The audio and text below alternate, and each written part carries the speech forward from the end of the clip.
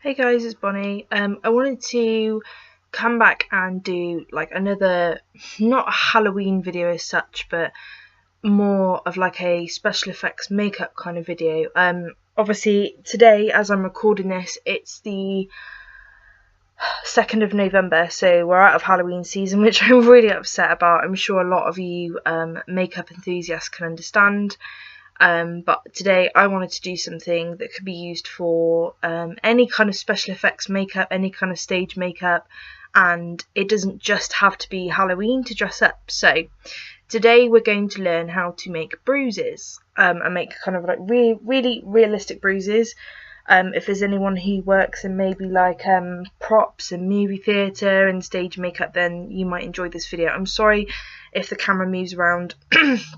I am recording on my bed. As you can see, I'm really tired. I've done a first full day back at work today after holiday, so I'm in my scruffs and I've got my hair thrown up in a weird kind of like top knotty style thing, and the hubby fiance is downstairs playing Skyrim at the moment, so I needed something to do, so I thought I'd do a video for you guys. So the things I'm going to be using today are going to be things that everybody would probably have at home. None of the stuff I'm using is special effects, it is all cosmetics. So I'm going to go through each of them as I'm doing the video. If you guys want to follow along, then that would be cool. You know, if you wanted to use this video kind of like step by step to do your own like costumes, or maybe even for plays, things like that. But it's just something really fun that I sort of taught myself to do, and I wanted to share it with you. So the first thing I'm going to do is, I've already got foundation on. I'm going to be putting some bruises here and on my head to show you how I do them. And then maybe I might even do like one on here just to show you. But the first thing I'm going to do is apply the foundation, because the foundation I currently have on is it's kind of on its last legs, because it's like 8 o'clock at night and it's been on since 7 o'clock in the morning, so it's quite a long time. So I'm going to take a few small pumps of foundation. I'm not going to bother applying them with a brush, I'm just going to use my finger. So I'm going to apply it in the areas that I want the bruises to go. So I'm going to have one on my cheek, one on my head. I think we'll do the arm one afterwards, because we might make that look a bit different. So you can't see, but the foundation's applied, and I need something to... Oh, it's fine, it'll be fine. So the next thing I'm going to take is a dark, you want kind of like a wine coloured / really purpley, like burgundy lipstick. This is Max Rebel, and all I'm doing is very simple, is literally applying a few dabs. So I put 5 dabs of that lipstick, and I'm just basically going to rub it in with my fingers until I've got like the desired effect. This is probably a bit too bright. There we go. I've changed the lighting a bit so you can see. So I'm just adding that kind of like purpley type shade of the bruise. And the whole the easiest part about doing a bruise is the stages of colours, because obviously when, say you get injured, you have a bruise on your skin, it goes through different colour stages, but when the bruise is relatively fresh, before I think it's when the blood underneath the skin comes back away from the surface that's injured, it changes colours. It goes from like a reddy purple and a blue back down to a yellow when it starts to heal. But we're doing them as if they're relatively fresh bruises. If you wanted to do more healed bruises, then obviously think about the way bruises look when they heal. You want more greys and more yellows. So I'm going to do that on my head as well, just using the lipstick and a ring finger to blend. And I've got that kind of mottly purple desired effect, so we're starting to get there.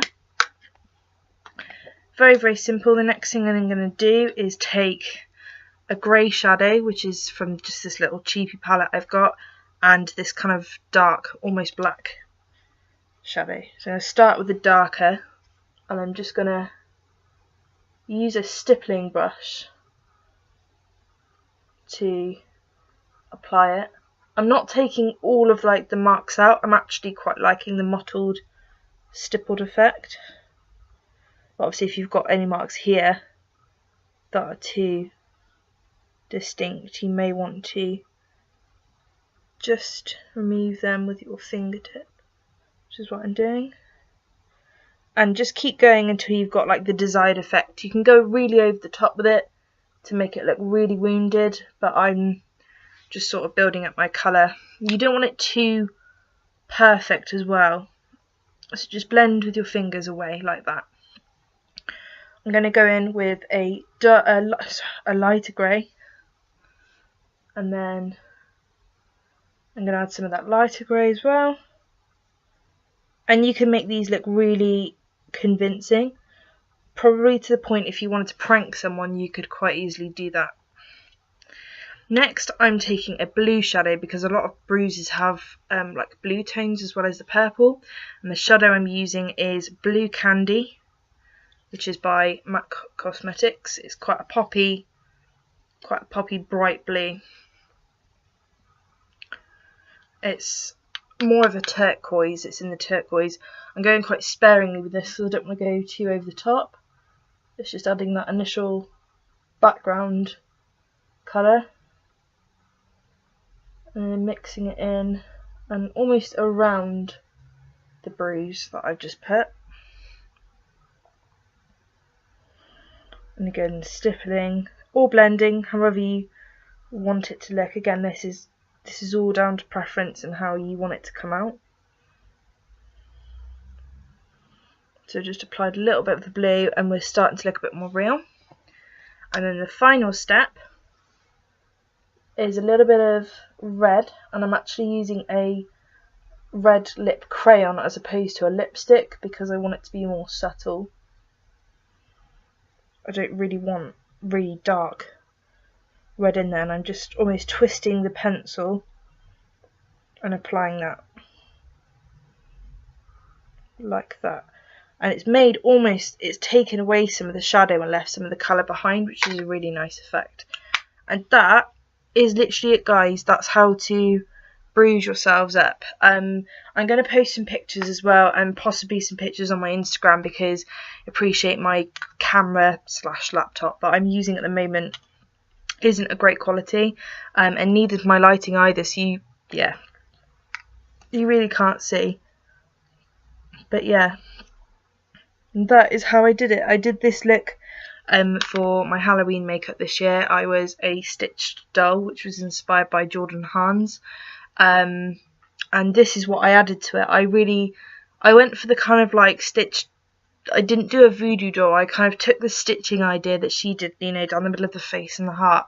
I took that idea, but I made it more mine, and I wanted to make it look less fabricy and more realistic. I should have really done anatomical. I can't say it.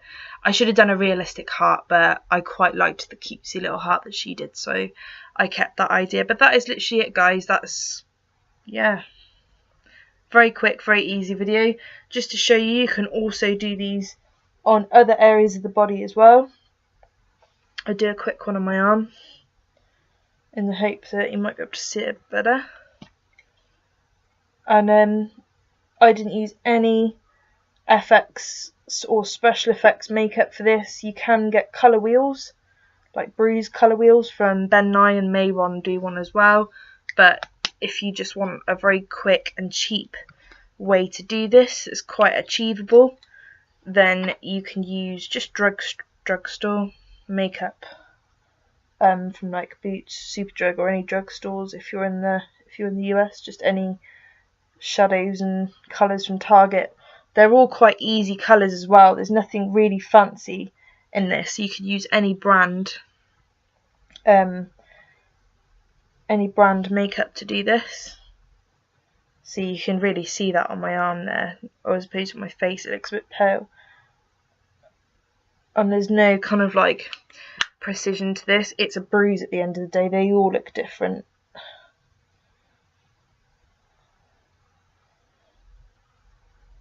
If you want a bit of more redness around the areas, if you've just been smacked, then just take the crayon and just kind of do a bit of redness around the area.